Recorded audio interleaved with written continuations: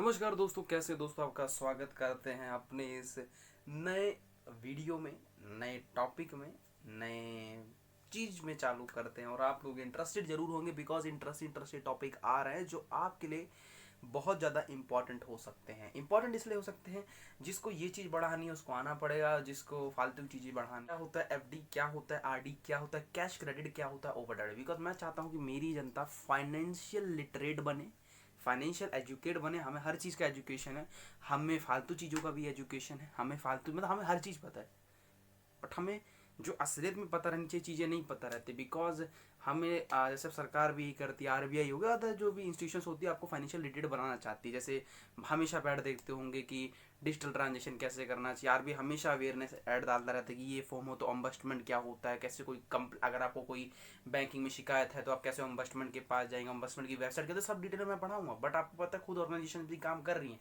But हमें इस knowledge में मज़ा नहीं आता, हमें फालतू की चीज़ें देखने में मज़ा आता। तो फालतू चीज़ें मत देखो, चालू करते हैं। तो दोस्तों अब मैं आपको बताऊंगा पहले एफडी और आरडी को कैसे आप कॉन्सेप्ट देखो। एक एग्जांपल से समझाता हूँ, तो आपको एक एग्जांपल ना समझना पड़ेगा, ठीक है। तो वो एग्जांपल क्या है पहले ध्यान से सुनो, और मेरी बातें सिर्फ ना इस वॉल्यूम को बढ़ा लो, और वॉल्यूम को बढ़ाने का सिर्फ मेरे अपने कानों में मेरी आवाज़ ही सुनो। क्या मतलब, ठीक है। एक बेस्ट एग्जाम्पल दे के आपको पूरा कॉन्सेप्ट क्लियर करूँगा। तो चलिए चालू करते हैं, ठीक है। देखो एफडी एंड आरडी का एग्जांपल क्या है, देखो लेते हैं जैसे एक गांव था, ठीक है। वहाँ पे वो गांव का एग्जांपल मान लो, जैसे नाम ले लो ढोलकपुर ले लेते हैं, ठीक है। ढोलकपुर ले लेते हैं, ढोलकपुर गांव बहुत ट्रेंड में रहता है ठीक है, छोटा भीम वाला हो।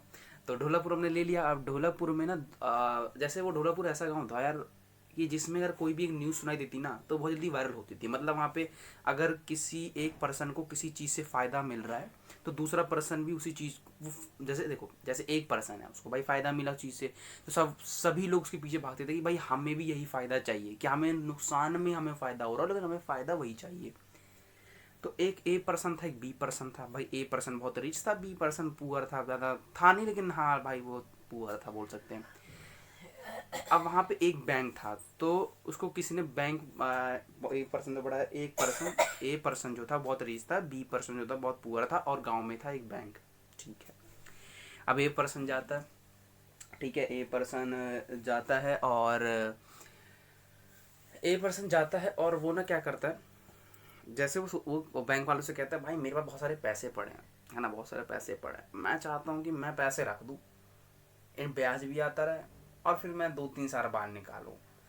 बैंक वालों ने कहा सर एक स्कीम आई है, बताएं, ध्यान से सुनना, बताना मतलब बता दिया तो सर आपका नुकसान है, देखो हम आपका फ़ायदा कराएंगे। अब वो रिच था लेकिन वो फाइनेंशियल लिटरेट नहीं था कि ये चीज़ कॉमन है, तो उसको बोला गया कि सर आप ना एफडी करा लो, सर आप ना एफडी करा लो। उसने बोला एफडी क्या होता है भाई, ये कोई पहली बार चीज़ है। कुछ नहीं सर, आप हमारे पास ना पैसे डिपॉजिट कराइए, इकट्ठे जितना कराना है।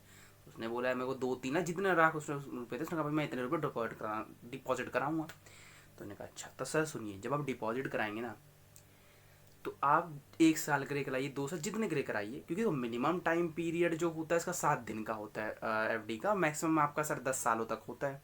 अच्छा, अब आप एक बार साल बताइए जैसे कि कितने सालों के लिए आप पैसा रखना चाहते हैं। अमाउंट तो बाद में डिस्कस होगा, बैंक वाले बात कर रहे हैं उस ए पर्सन से जो रिच है।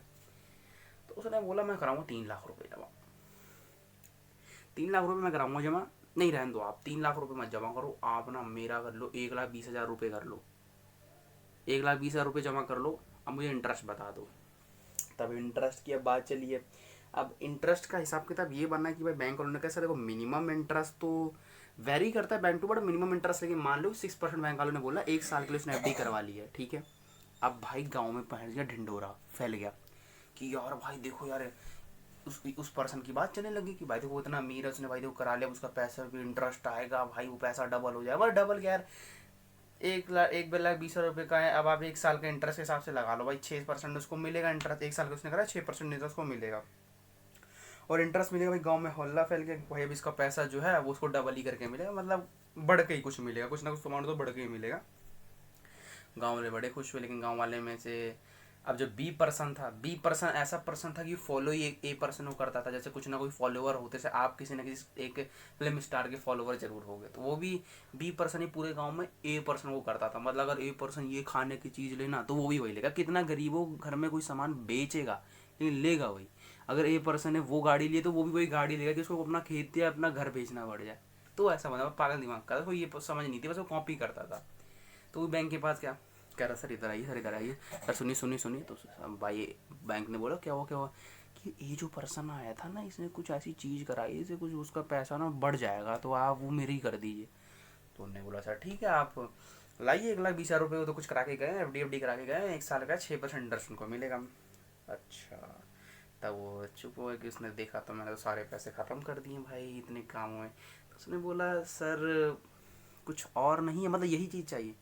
बैंक ने समझ लिया कि ये इसको क्या देना चाहिए, तो बैंक वालों ने सौंपी इसको आरडी, कि मेरे भाई बात सुनो आप आरडी करा लो। अब उसने सोचा ये आरडी क्या चीज़ है, तो बैंक वालों ने समझाया भैया आरडी मतलब होता है कि आप पैसे जमा कर, आप कभी 1,20,000 काम बना देंगे। उन्होंने तो इकट्ठा पेमेंट किया, एफडी वाला केस में क्या होता है कि आपको जो पेमेंट करनी है इकट्ठा करनी है, उस पर इंटरेस्ट लगेगा। बट आरडी वाले केस में सर ऐसा नहीं चलता, अमाउंट वही है। अगर फॉर एग्जाम्पल आप 1,20,000 का ही देख रहे हो कि हाँ भाई मैं 1,20,000 का कराना चाह रहा हूँ, ठीक है, पर आपको 10,000 मंथली देना पड़ेगा पैसा, और उस पर इंटरेस्ट 6% नहीं लगेगा, कम लगेगा। तो यहाँ से एक चीज़ हमने समझ ली, एफडी मतलब क्या होता है, जिसको आप डिपॉजिट कराते हो, एक बार कराते हो, फिर आपकी मेचोरिटी पर उसको निकाल सकते हो, ठीक है, उस पर इंटरेस्ट मिलता है आपको। आरडी भी वही चीज़ है, बट इसके अंदर आप मंथली डिपॉजिट करते हो पैसा, और आपको भी इसमें भी इंटरेस्ट मिलता है। अब बहुत लोग कहेंगे सर जैसे अगर हम एफडी बीच में तुड़वाना चाहें, मैंने बोला ना मिनिमम टाइम पीरियड एफडी का क्या होता है कि भाई 7 दिन का होता है, और आरडी का minimum bank to bank vary करता है, लेकिन एक समझ लो कि 6 महीने का होता है, मैक्सिमम दोनों का 10 साल का होता है ना। तो एफ डी आर डी का समझिए, हाँ अगर आप फॉर एग्जाम्पल अगर ऐसा बीच में तुड़वाते हो तो भाई उसके लिए पेनल्टी लगती है, और इंटरेस्ट आपका जितना पैसा फिर आपको जो इंटरेस्ट बनता है उसके हिसाब से लौटा दिया जाता है।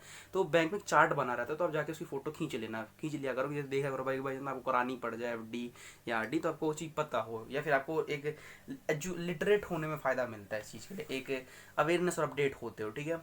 ये पोर्शन खत्म वालों को कैश क्रेडिट, देखो जो कैश क्रेडिट है ये बहुत लोगों ने, बहुत ही जो कॉमर्स से होंगे उन्होंने अभी तो नया सुना होगा, और अदर स्ट्रीम से होंगे उन्होंने नया सुना होगा, जो पहली बार कैश क्रेडिट जिन्होंने जो आज तक यूज़ नहीं किया हुआ तो उसने किया नहीं। ओवरड्राफ्ट वालों ने सुना होगा, मतलब किसी को पता होगा, किसी को मतलब नहीं पता होगा।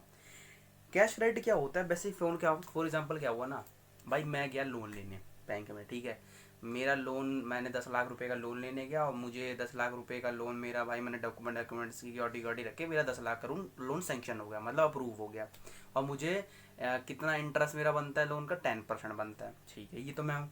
अब तुम लोग गए, तुम लोग भी गए, अब लेकिन तुम लोगों ने क्या किया, तुम लोगों ने लोन अप्लाई, जो कि तुमने लोन के लिए नहीं अप्लाई किया, तुमने सीसी के लिए अप्लाई किया, कैश क्रेडिट के लिए, 10 लाख रुपए का कैश क्रेडिट।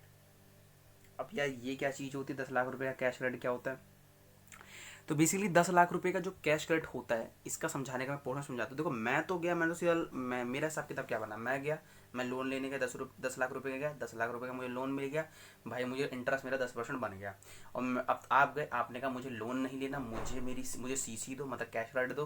कैश क्रेडिट का फ़ायदा क्या होता है, आपको भी 10 लाख रुपए मिलेंगे, लेकिन आपका जो इंटरेस्ट बनेगा विड्रॉल में, जितना विड्रॉल करोगे उस अमाउंट पे आपको देना पड़ेगा इंटरेस्ट, ये सीन बनता है। तो क्या है, अच्छा कैश क्रेडिट सर किसको मिलता है ये बता दो बस हमें सिंपल में, भाई करंट अकाउंट वालों को मिलता है, भाई ने करंट अकाउंट है आपके है भी नहीं तो आप सिक्योरिटी आपको वहाँ पे देनी पड़ती है।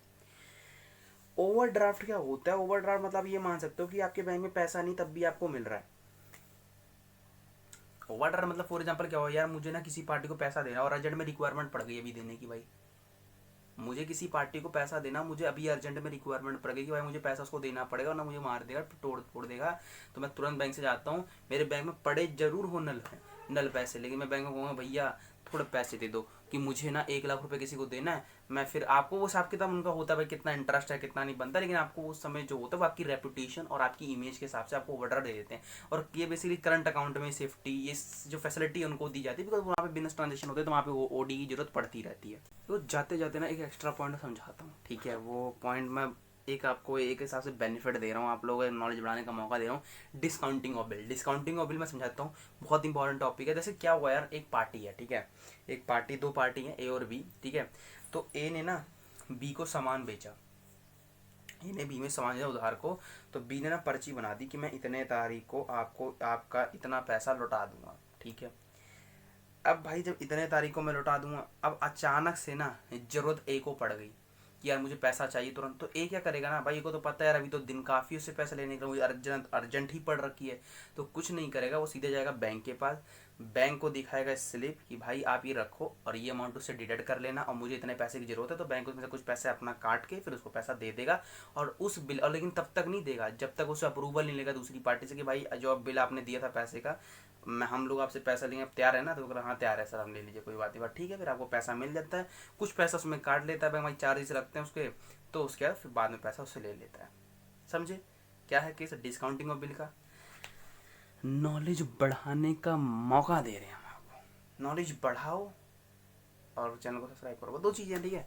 और अच्छा लग रहा होगा, मुझे तो बहुत फील होता है, मेरी तो नॉलेज बढ़ती है तो मैं बहुत ज़्यादा खुश होता हूँ। और खुश से ज़्यादा मेरे साथ कोई खुश नहीं हो रहा है। तुम लोगों को ज्ञान बढ़ा के, तुम लोगों का इसको बढ़ा के बहुत ज़्यादा खुशी मुझे मिलती है। Discounting of bill is my favourite topic जो मैंने आपको कन्वे किया है। तो प्लीज़ जाइए और चैनल को, जो भी आपको सपोर्ट, जो भी आपको बातें रखनी, जो भी टॉपिक और समझना चाहते हो कमेंट कर दीजिए। अभी बहुत टॉपिक्स आएंगे जो आपको रिलेट करेंगे, बहुत चीज़ समझनी भी है आपको।